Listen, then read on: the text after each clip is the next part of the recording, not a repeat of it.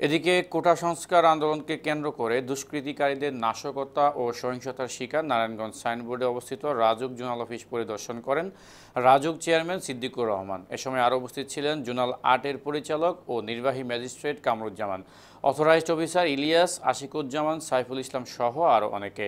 RAJUK chairman Siddiqur Rahman বলেন, সরকারি স্থাপনায় যারা হামলা চালিয়েছে তারা দেশের শত্রু ও জাতির শত্রু। রাজউক একটি সেবামূলক প্রতিষ্ঠান যা নগর উন্নয়নে বিশেষ ভূমিকা রাখে। তাই যারা এই প্রতিষ্ঠানে ও সরকারি স্থাপনায় হামলা চালিয়েছে তাদের এক চুলও ছাড় দেওয়া হবে না।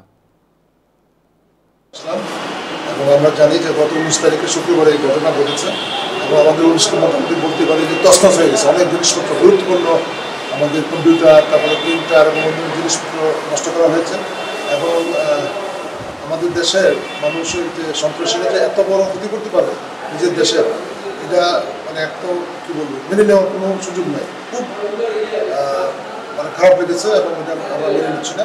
এবং আমরা খুঁজে বের করবো যারা তারা করেছে এবং বাংলাদেশ সরকার মানে প্রধানমন্ত্রী বলেছে যে এটা যারা করেছে তারা দেশদ্রোহী এবং সন্ত্রাসী কর্মকাণ্ড হয়েছে। এবং এর থেকে উত্তরণের জন্য আমাদের পুরো আমরা যদি করেছি দুপুর থানায় এবং আমাদের জিনিস যারা করেছে তাদের খুঁজে বের করবো এবং আমরা অতি সত্তর ঘোষণা আমরা ঠিক থাকবো।